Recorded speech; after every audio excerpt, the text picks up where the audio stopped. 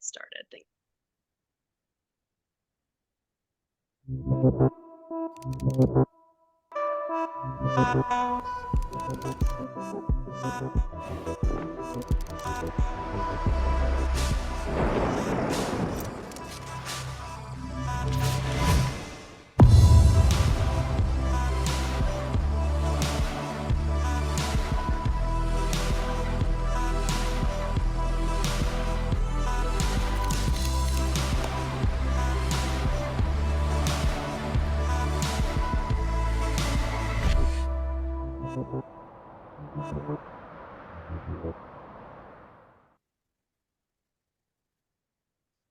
All right, everyone. Thank you so much for joining us today. My name is Kate Genser. I'm on the marketing team here at LHH and will be helping to support today's conversation. Today, you are joining us for the third in a four-part series, Empowering Growth, HR as Catalyst for Employee Development. And today we are talking about creating career confidence. Our standard housekeeping items, if you've joined us for the other two, are the same. People will remain on mute for the duration of the presentation. However, we have saved time for Q&A, so if you have questions as we're going through, pop them in the Q&A box and we'll try to get to as many as we can. The session is being recorded, so we will send the replay out to all registrants as well as the slides. And this is a series, so the fourth one you do not have to register for, you are already registered. Without further ado, let me hand it over to my colleague, Rob, to get us started. Kate, thank you so much. It's great to be with everybody. I'm going to let my esteemed colleague, Delise Lindsay, who I've known for years, any more than Delise would like to count. Delise, I'm going to have you introduce yourself, and then I'll introduce myself, and we'll get going here. All right. Thank you, Rob. And as you could tell, we are friends as well as colleagues. So it is my pleasure to co-facilitate with Rob Roberts here today.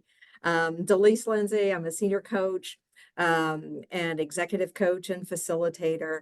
I've been in this organization for well over 20 years and doing this business for well over 20 years in lots of capacities as a business leader myself and as a coach. And I just have to say that I'm in career development conversations practically 5 days a week, every week. So I've got lots of examples to share as we go about our content today. Delise, thanks so much. I'm Rob Roberts. Yes, my parents actually did that to me. They named me Rob Roberts. I have actually been with LHH for 26 years. So Delise may have me beaten by a number of years at LHH. Maybe I've beat her by a couple months or two, but we've been colleagues for many years. I serve as the solution consulting partner within our career development mobility practice. Within our larger construct of career transition, we firmly believe that careers are careers are careers. And my group within career development mobility really focuses in on how to drive engagement, how to drive retention, how to develop your managers and leaders to have vibrant career conversations. That's part of what Delise does and serves so well with us on our team day in and day out. So really honored to bring our passion towards career, as well as in this case, career confidence as we get started here. On the next slide here, I want to jump right into what we're going to be covering today. Of course, career confidence goes without saying, but we're also going to be double clicking on career confidence.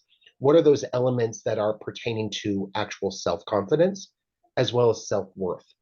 And then we want to take a look into triggers and look at some of the negative assumptions and how to challenge negative assumptions when it deals with dealing with confidence and career confidence.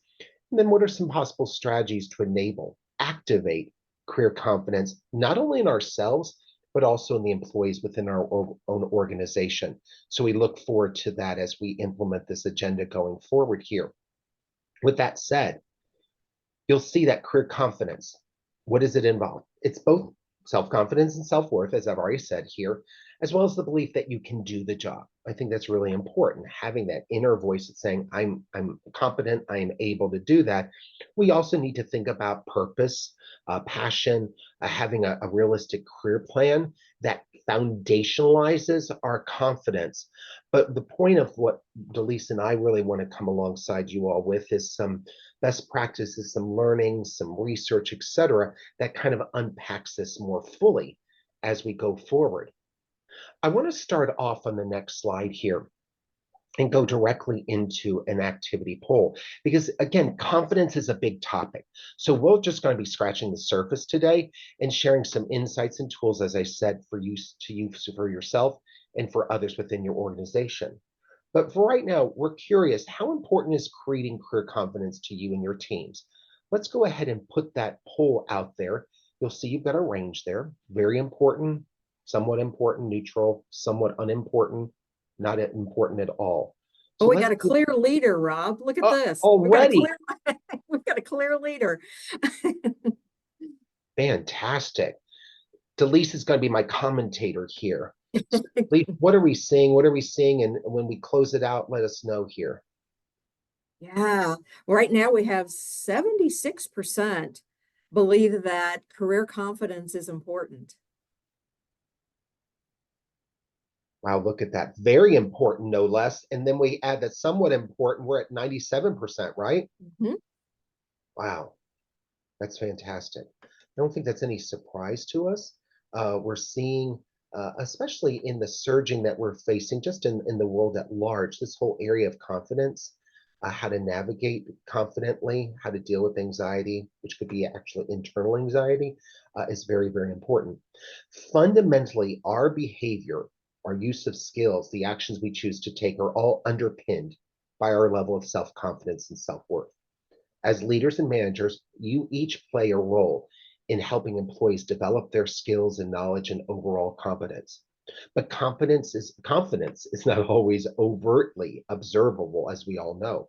Often it becomes because assumptions and or expectations are inadvertently made around someone's responsibilities, or because some employees display their knowledge, skill, or understanding in certain areas, which can lead others to assume that they are confident when that may not always be the case. Many accomplished and outwardly confident professionals often really have to dig deep. I know I do at times to fake an outwardly confident persona, but are reluctant to address this for fear of being judged negatively or making assumptions or making themselves look less credible.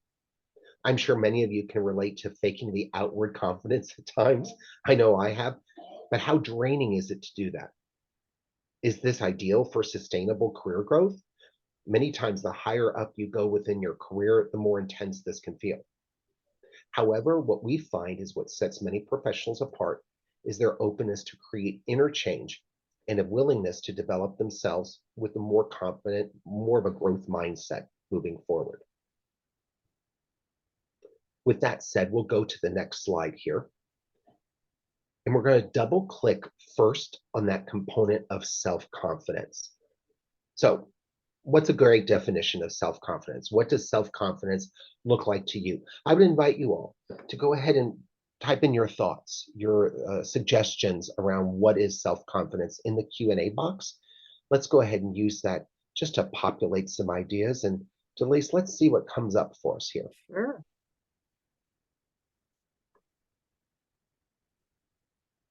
Not second guessing your decisions. A belief, a belief.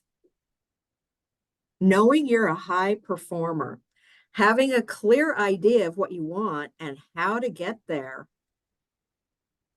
Clear communication, belief in one's abilities, firm decision making, speaking up. Oh, wow, we're getting lots of good feedback here, Rob. Trusting your abilities and judgment to accomplish tasks and make decisions. We're hearing that.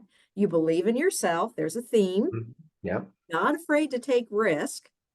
Here's trust again. Trust in yourself and overriding the negative voice that tells you to play it small. We're going to talk more about that negative voice later on in this session. I, Self-confidence. Yeah, wow. another self-confidence is when you have the ability to be vulnerable, and there's that trust word again. Yep. I love that. Delise, thank you so much. I wanted just to get some overall feedback from the group, all on point there, without a doubt. It's interesting, and we've talked about this, you and I, Delise, that about 20% of how we perform is based on our knowledge and skill set. 20%. A whopping 80% of how we perform and conduct ourselves is actually driven by our mindset, which is shaped by our own personal belief. The theme of belief came up several times in the Q&A section there. So you can have all the knowledge and skill in the world, yet it's your mindset that will determine your quality of approach and its application. With that said, let's take a look at a definition of self-confidence here. It's a trust in one's own ability. Again, that theme of trust came up earlier. Trust in one's own ability to accomplish a specific goal, task, or objective. Again, note that word trust, that belief that one has. Self-confidence is situational, though. There may be things that you are likely to feel uber confident about, and it feels comfortable. And yet there can be other activities and responsibilities that might make you be more reluctant, more doubtful. This is actually certainly true for me. Mm-hmm. For me, that can be surrounded by really sharp and competent colleagues and clients, feeling like I really don't belong as I perceive that I don't measure up. You know, the infamous imposter syndrome. I'm sure many of you guys can relate. Can you think of those things that make you feel this way? Where you may feel like you have to dig deep or where you may feel more hesitant within? I know the examples within Delise and I working with clients day in and day out. That can include presenting in meetings, public speaking, up in meetings, actually giving your opinion or your thoughts, interviewing, networking. These are some areas that can really surface that lack of self-confidence. Think about how would you increasing your own self-confidence around these tasks might impact you and your own career trajectory. If we take a look at the next slide, I want to introduce the circle of confidence, because confidence actually builds from the inside out. We start with the inner circle, and then I'll work my way outer there. The inner circle, your authentic self. This is who you really are. It involves your beliefs, your values, your goals. There is congruence when your beliefs, goals, and values are in line with what you think and what you do, and you allow others to actually see it. The goal is alignment here with what I think and what I do. The question, does your authentic self shine through to others via your outer self in the interactions you have? Or is there something filtering, getting in the way that others will see? Something going on in your inner self that blocks that transmission?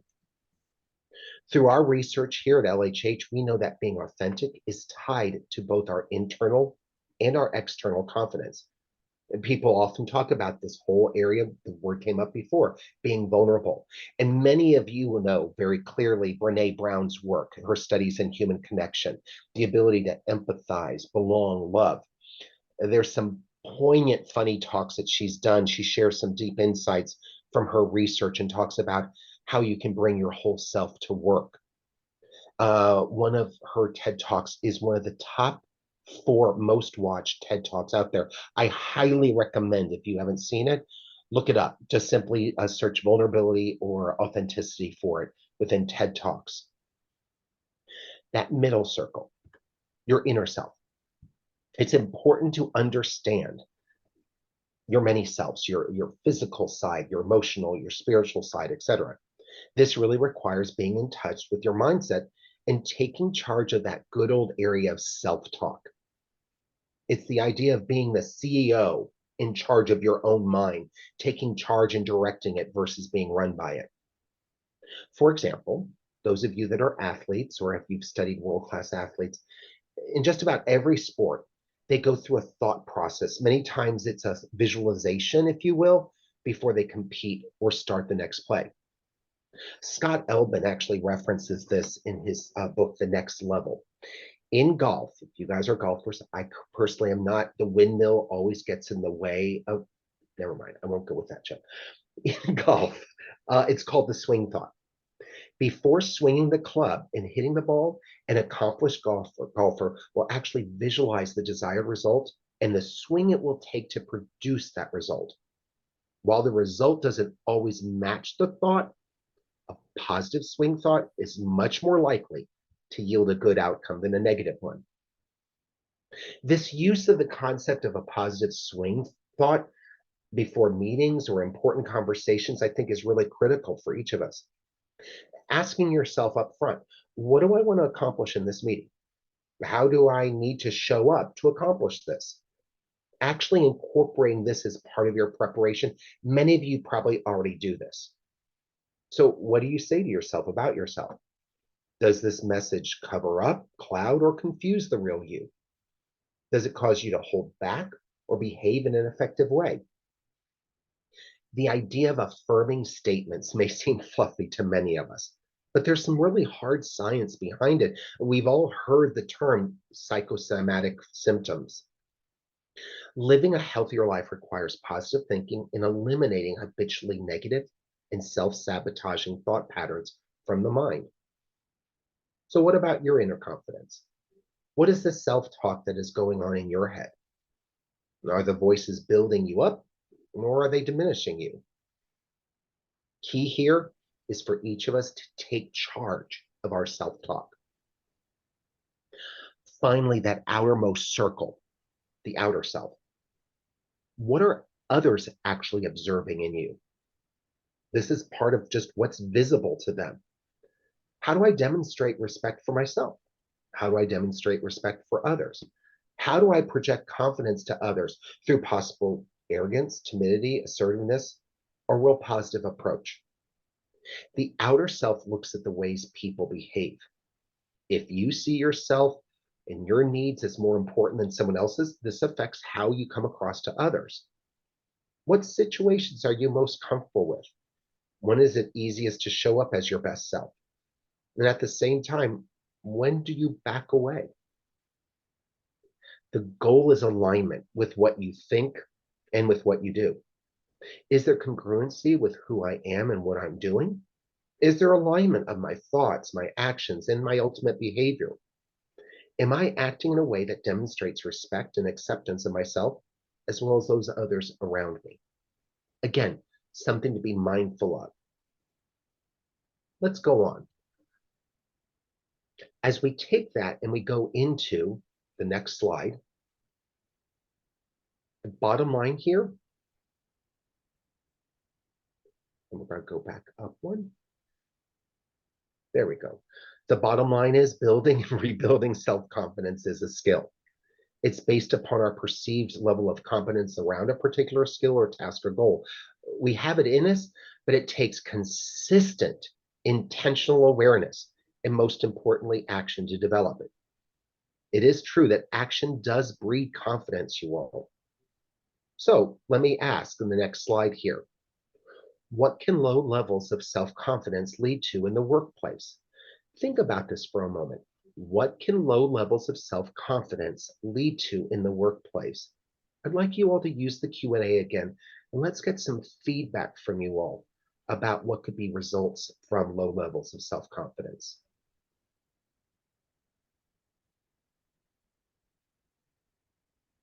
Work not being completed, Rob. Okay. Untapped potential. Burnout. Decreased productivity.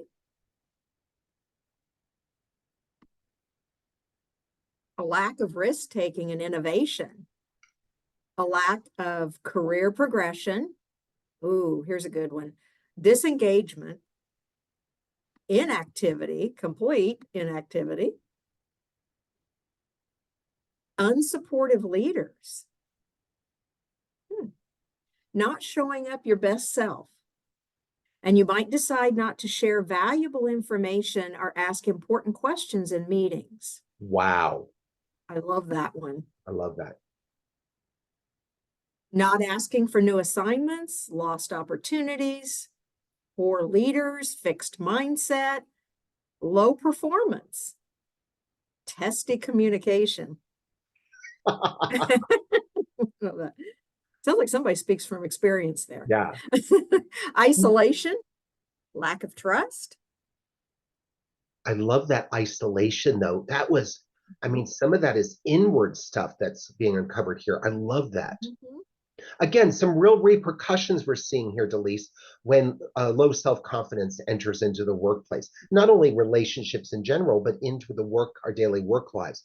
I really appreciate that, Delise. Thank you. And thank you all. I think it's important as we go to the next slide to think about what can low confidence, self-confidence lead to. And you'll see a whole list here of poor decision making, avoidance of tasks, reduced engagement. It can really impact your professional growth, etc. Understanding the impact of low confidence can have on you as an individual and also in your employees is essential for establishing where the gaps are and what support and strategies can be provided and encouraged. Low self confidence can be triggered by many things, so understanding what these triggers are is a good starting point. I wonder if this resonates with any of you personally, or if you've witnessed this within your own employees and teams, and it sounds like very clearly it has. Mhm. All of us, I think, at one level or other, or at least many of us, can relate again to that imposter syndrome that I've experienced many, many times. So let's take a look at one more poll here. I believe this is our last poll. But the next poll here, how has low self-confidence impacted you? Let's get really specific with you all. Let's not do outside observations that we've seen in others. How about for yourself? How has low self-confidence impacted you in your career? You can choose whatever you want there, and I think you can have multiple, I think it's up to 3 that you can check off here. This is a real race, Rob. Some of these items are neck and neck here. Avoidance of task objectives and activities is a close second to missed opportunities, is a close third to limited professional growth and progression. I wish I could vote, Delise, but we're not able to vote here today.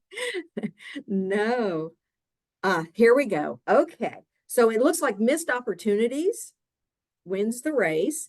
The close second is avoidance of task, objectives, and activities. And then a close third is that limited professional growth and perspective. You know, it's fascinating to this, Delise, because we're always thinking beyond how is this impacting an individual, but how is it impacting an organization? So Mhm. missed opportunities, certainly those missed opportunities impacted me individually, but what's the repercussion for the overall organization's health and missed opportunities?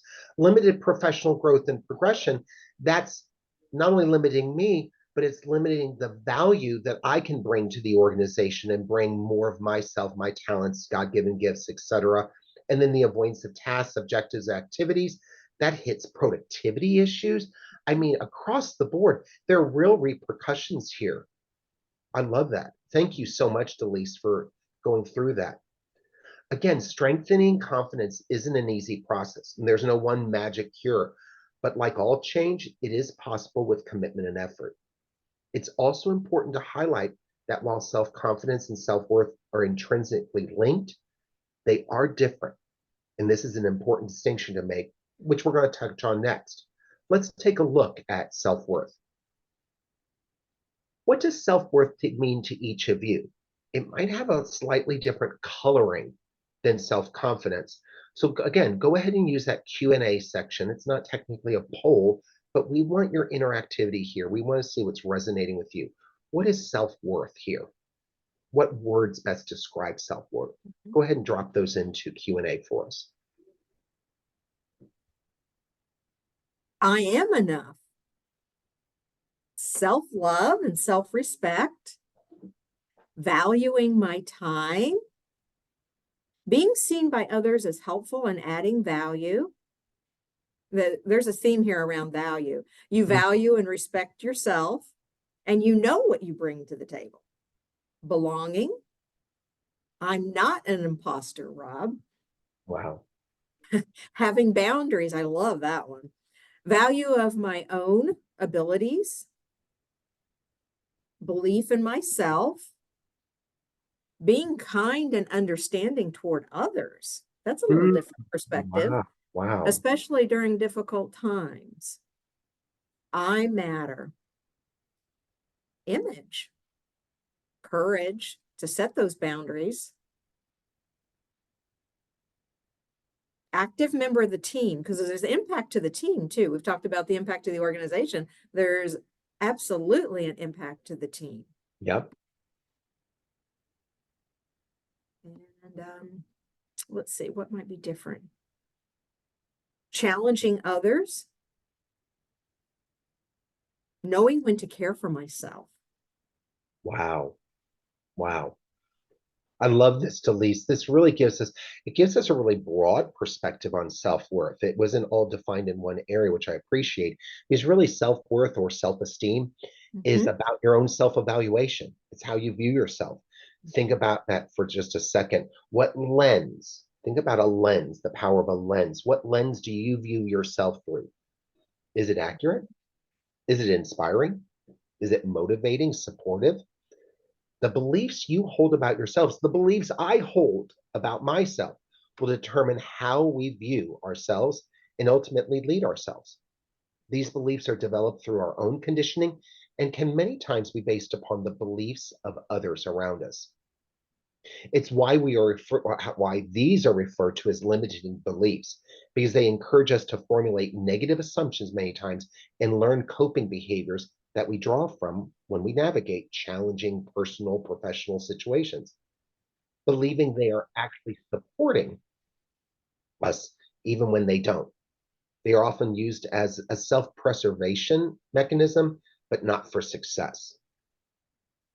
Let's be clear, they may have served a purpose at some point. But as your own landscape changes, these learned coping behaviors and assumptions often become less effective. So it's important to be aware of this and to evolve too.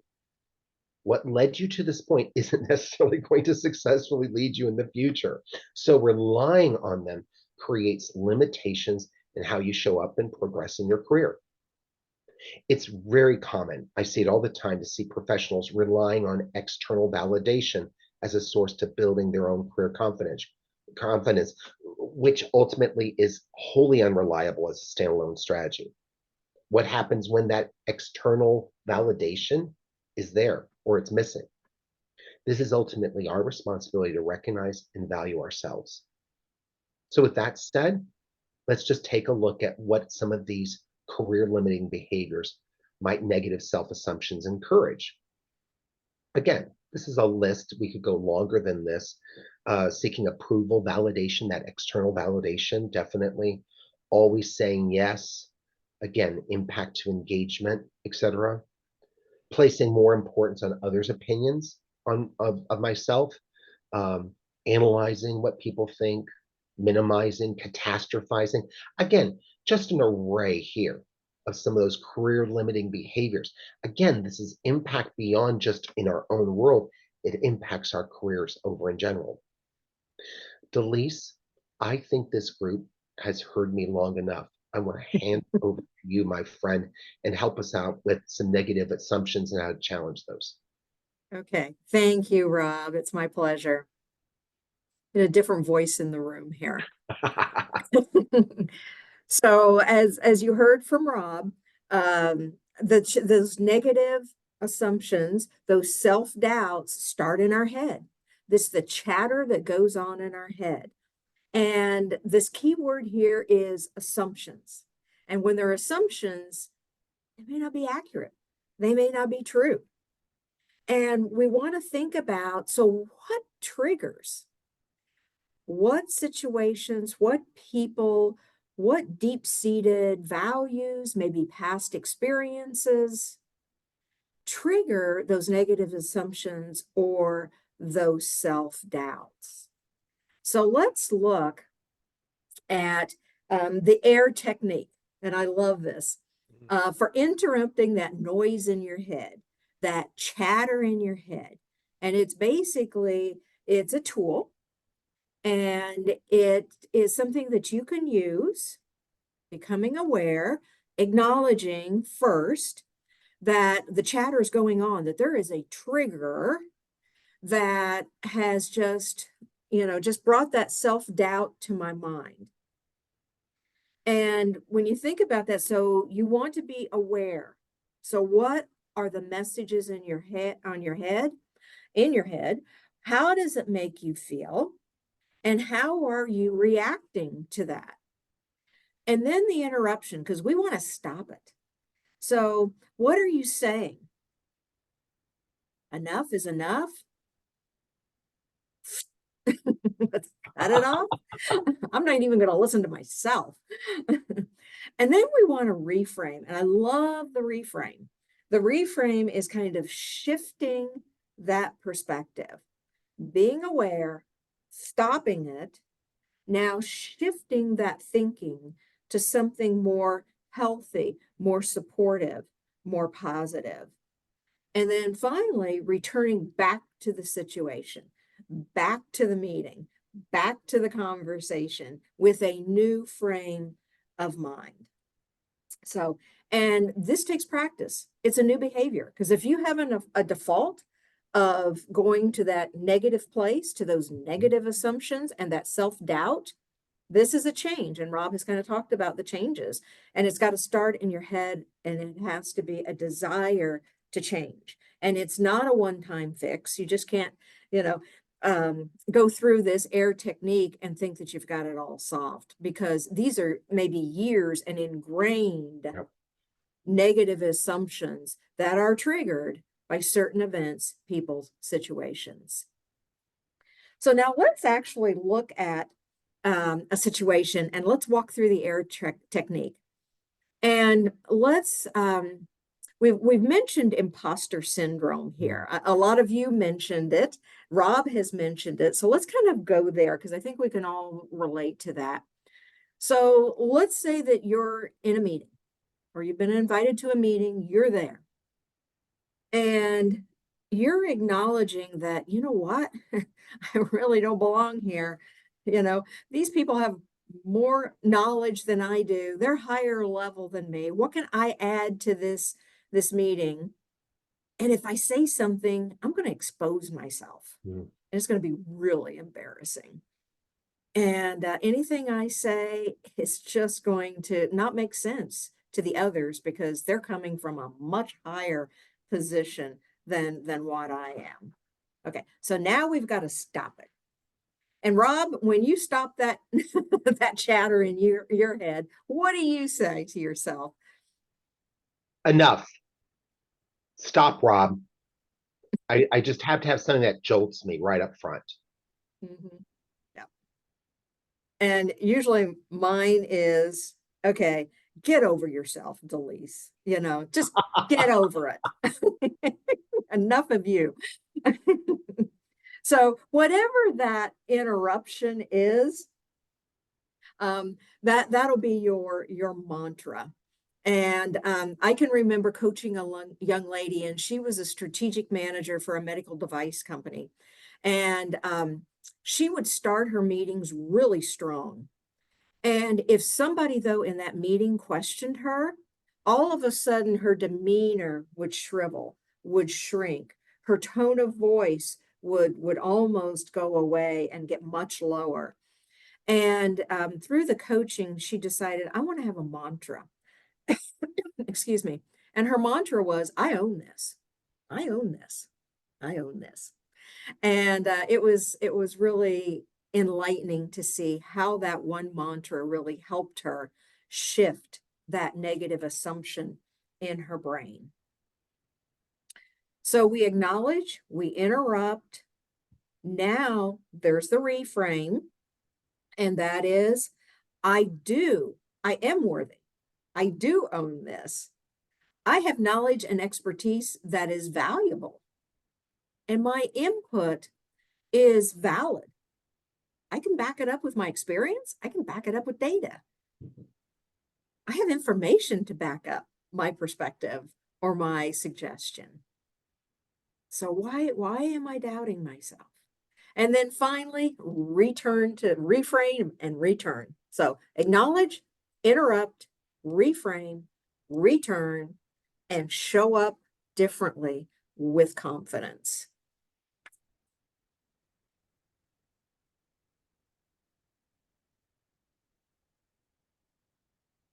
Next, we're going to look at a model from Stephen Covey. And this is really an interesting model as it relates to, so what can you control? So Stephen Covey's quote that I want you to kind of think about and think it over, and how does it might apply to you. Spending time, energy, and focus on factors outside of our direct control leads to increased self-doubt, feelings of inadequacy, and helplessness. So if you look at these three circles of control, so the inner circle is what you can control. That is your thoughts, your actions, your words, your decisions. The inner circle is the circle of influence, and that's where you may not have quite so much control. You might be able to influence others' decisions, how they perceive you, but still it's not 100% control. And then obviously the bigger circle, the last circle here, is the circle of concern, and that's, you can't control that at all. And so when we think about that, is we can't control how other people's react, how other people may react to what we say, how they may react to us, how they may react to our suggestion or our decision. So, but when we focus on that circle of influence and the circle of concern, those things that we have no control on, that's where we lose our confidence. That's where we get into the self-doubt, and that's where that negative chatter comes into our head. But if we focus on what we can control, how we show up, our words, our decisions, the information that we share, it can give us self-confidence in these meetings, in this situation or any situation. And if we show up with confidence, then we open up those opportunities. Others see us as credible and capable of what we can do. And we can literally shift that perspective to open up windows of opportunity in our career just by having that confidence, knowing what we can control, and letting go of what we can't control.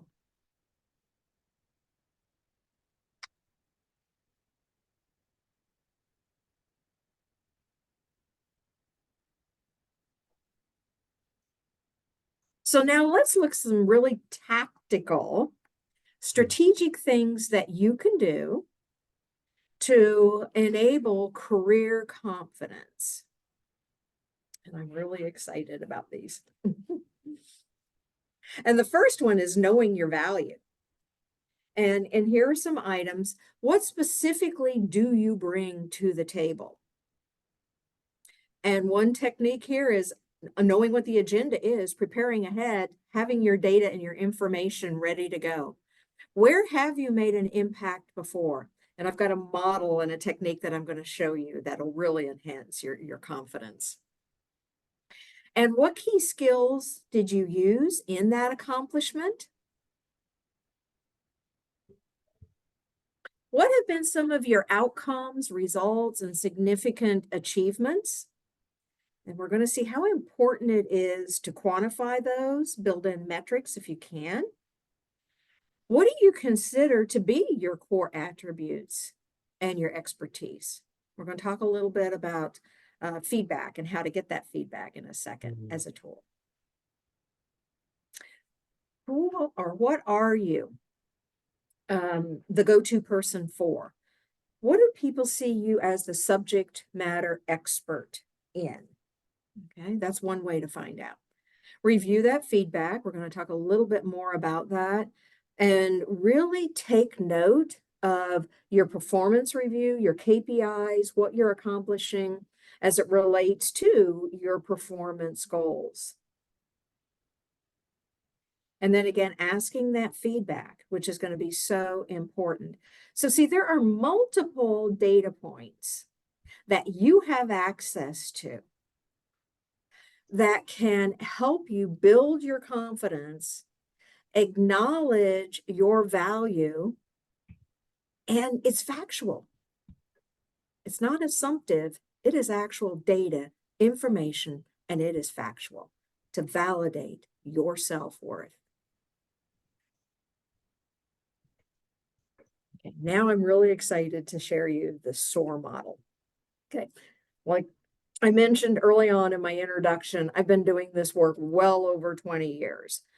And I have to say that if you don't take anything else away from this session today, I'd like for you to take away this SOAR model. Nothing against you, Rob, or any of your content or Wow. words of Wow. wisdom. Take no offense to that. But this will be the key to your success in your career if you follow the SOAR model. So SOAR is the acronym for situation, obstacle, action, and result. And these are those kind of short bullet statements that you might see on your resume.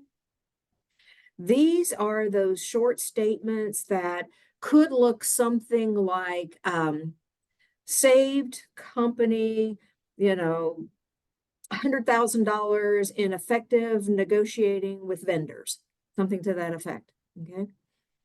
And you can tell that as you listen to that source statement, when I mentioned that dollar amount, I would hope that that piqued your interest, that piqued your listening. Wow. If she saved $100,000, she can do that over here in my area as well. She can add value to my area. There's going to be a minimal learning curve if she comes over to my area to take a role in my area. But there's also value not only from your career standpoint, as it might relate to interviews, demonstrating your level of credibility and capability. You can use them in a performance review with your manager to share how you've achieved your goals. You can use these in networking conversations when you are trying to help someone understand who you are, what you do, and what value you bring to the organization. And just not to mention that they are important to you personally to validate your self-worth, which ultimately will give you self-confidence. I can literally attest to the fact that I have worked with individuals in getting their resume up to speed. And when they start writing these situational accomplishment statements in their resume, I have literally watched their body language change. Wow, that's great. I didn't realize I did all that. Because if you think about your employees, that they go about their jobs so automatically, so rotely every day, they don't think about what they do and what they do well until they start capturing it. And what we recommend is you really almost have a library or a database of 30 to 40 of these situational accomplishment statements and just keep them going. Never stop for the rest of a life of your career. You'll always have a database of these source statements that you can pull from and plug into any conversation, depending on the situation, document, performance review. So I can't tell you how important this is for you and your career to be able to document your accomplishments.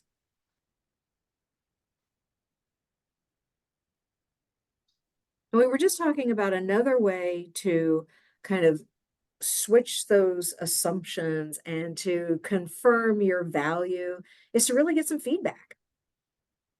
And I would encourage you to identify, 2 to 3 people within your organization that have influence over your reputation. And I always kind of add here that they are invested in your success. They're trusted advisors. They will give you candid feedback. They're not just going to tell you what you want to hear. Oh, you do great, Rob. Don't worry about it. You're good. That's not helpful. You want someone that will really give you candid, constructive feedback around how you show up, your skills, your competencies, some developmental opportunities. If you just shifted this behavior just a little bit, I think you would show up, a lot more credible. And then you've got a list of actions, some developmental opportunities for you to really enhance now that level of, capability and credibility, and you're aware of it now so that you can proactively manage it. And that can actually feed into your reputation and your brand, but that's for another day. We're not going to go there today.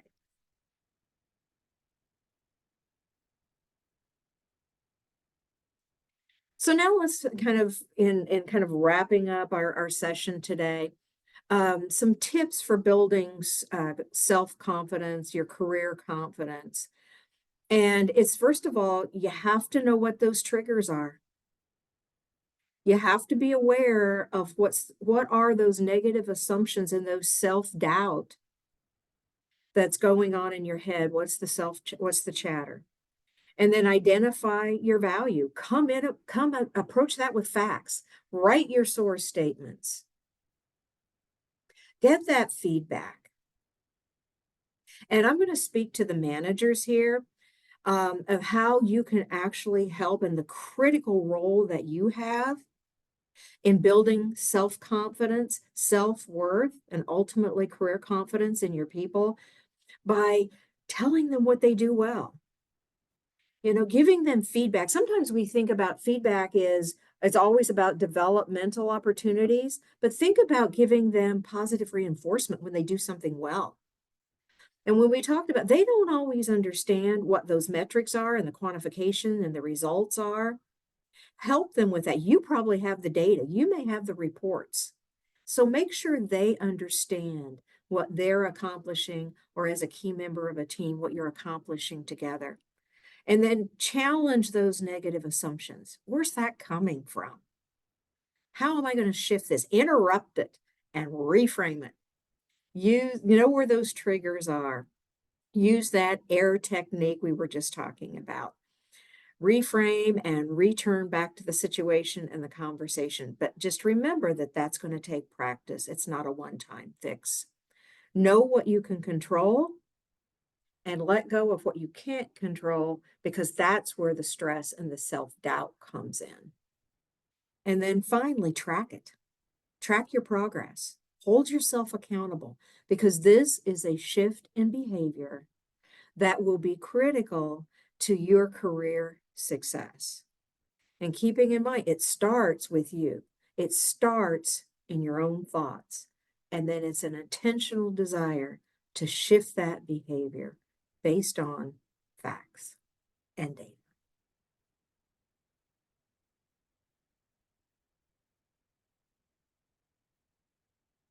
We're going to challenge you with a take-home activity, and we're just going to ask you. You're on the honor system here. Rob and I are no longer going to hold you accountable. So you're on the honor system, but list out your negative assumptions. Where are they coming from? What's driving them? What are the triggers? Challenge them. How can you shift those assumptions and that chatter? How can you reframe and return? So this is what we're leaving you with. You've got an activity to really do your own self-discovery and self-reflection.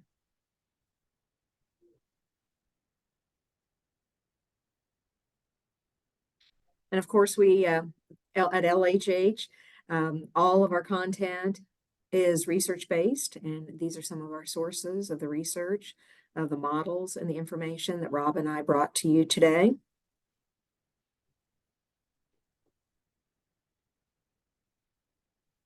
And finally, I just want to thank you. This has been a pleasure. It's been a pleasure to have the opportunity to co-facilitate with my friend and colleague, Rob Roberts. And it's just been a pleasure to be with you here today in session 3. And I just want to thank you so much for your engagement and your participation in today's session. Rob, I'll let you close us out. Well, we're getting a lot of things coming up in the Q&A, my friends. So thank you all. Can we have the slides? Kate, are we sending, I think we send out the slides, or how do we handle that, Kate? Yep, we will send out the slides as well as a link to the recording. We have a couple minutes if you have any questions. We have a lot of thank yous. So thank you both to Delise and Rob. We will send out the slides. I don't see any questions, so that just speaks to the comprehensiveness of your. Someone just put in here, they want my home address to send me a Tesla. You guys, that is so gracious of you. We're going to take you up on that. Thank you. Thank Hmm. you. My confidence has been built now. No, we greatly appreciate your time. Again, you'll be getting the recording and the follow-up slides. We're here to support you in any way possible here at LHH. So thank you again for your partnership in the past, your partnership currently, or your partnership in the future. We're here to serve your needs. Again, Delise, thank you. Kate, as always, amazing. Appreciate all of your time, and we wish you a great rest of the day and a great upcoming weekend. Thank you all. Thanks, everyone. Bye-bye.